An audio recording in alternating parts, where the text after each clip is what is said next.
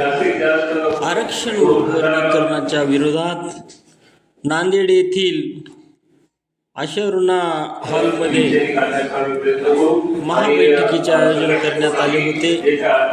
या बैठकीचे नेतृत्व पूज्य भदंत पयाबोधी थेरो आणि भिक्खू संघाने केले। यावेळी नांदेड जिल्ह्यातील सर्व आंबेडकरी संघटनाचे पदाधिकारी, विविध पक्षातील पदाधिकारी, समाज बांधव, महिला भगिनी मोठ्या संख्येने उपस्थित होत्या।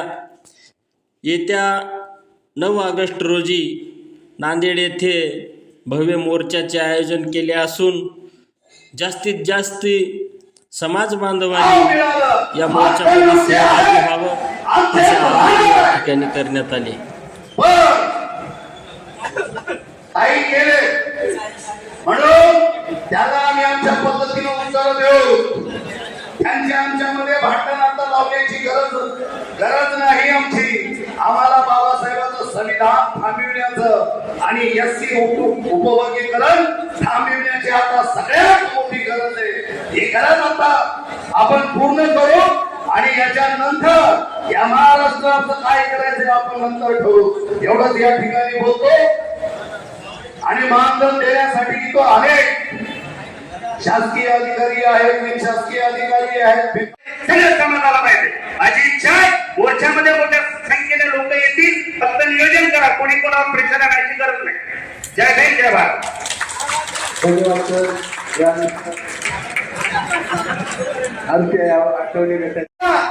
माझ्या सरकारला बाध्य आणू या देशातून या मोदीला आपण या जातीवादी लोकांना हाकलून लावण्याचं सामर्थ्य बाळासाहेब आंबेडकरांनी सांगितल्याप्रमाणे शेवट आंबेडकरी आहे याची आपण गुणगान मांडली पाहिजे आणि हा मोर्चा कसा मोठा होईल या दृष्टी आपण सगळ्यांनी तयारीला लागावं।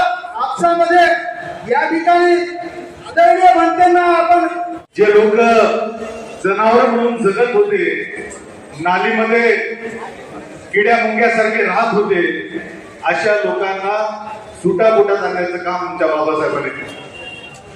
पण ही क्रांती कोण झाली का? ही क्रांती मुख राहून झाली का? आवाज न करता झाली का?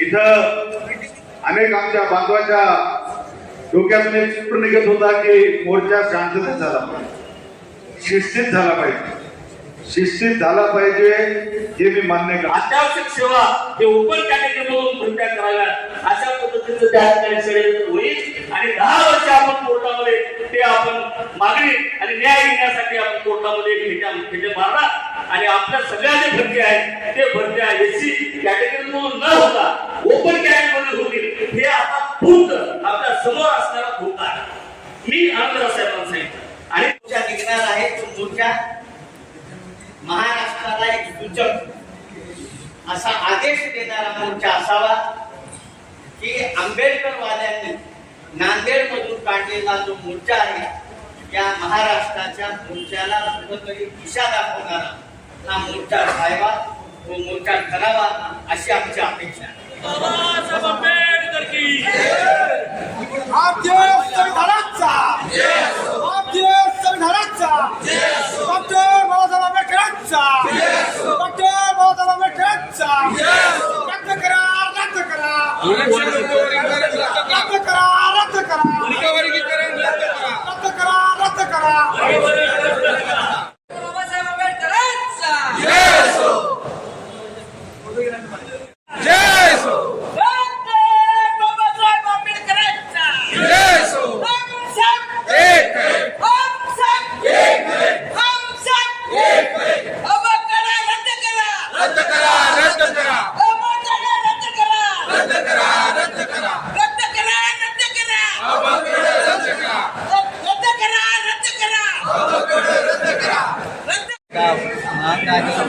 यांच्यामध्ये तो वाद या पेशवाईनं चालू केलेला आहे, म्हणजे देवेंद्र फडणवीस यांनी चालू केलेला आहे आणि 2 जातीचे वाद निर्माण अनुसूचित जातीच्या सेवकांना न्यायिक मागणीसाठी दोघं एकत्र येऊन कधी लढा देऊ नये, पाहिजे अशा पद्धतीचं षडयंत्र देवेंद्र फडणवीस यांनी या महाराष्ट्रामध्ये चालवलेलं आहे आणि ते षडयंत्र हाणून पाडण्यासाठी समस्त महाराष्ट्रामध्ये आंबेडकरी घराण्याचे सुपुत्र आनंदराजे आंबेडकर, भीमरावजी आंबेडकर यांच्या नेतृत्वाखाली मोर्चे निघत आहेत.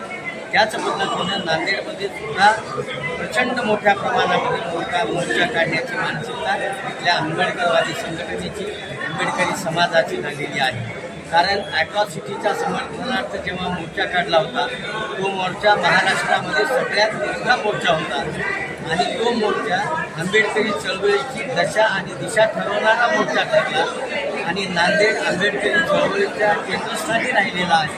नामांतराच्या आंदोलनापासून ते प्रत्येक गोष्टीमध्ये नांदेडची आंबेडकरी जनता ही पेटून उठत असते आणि त्यांना आपला एक आदर्श घालून देत असते.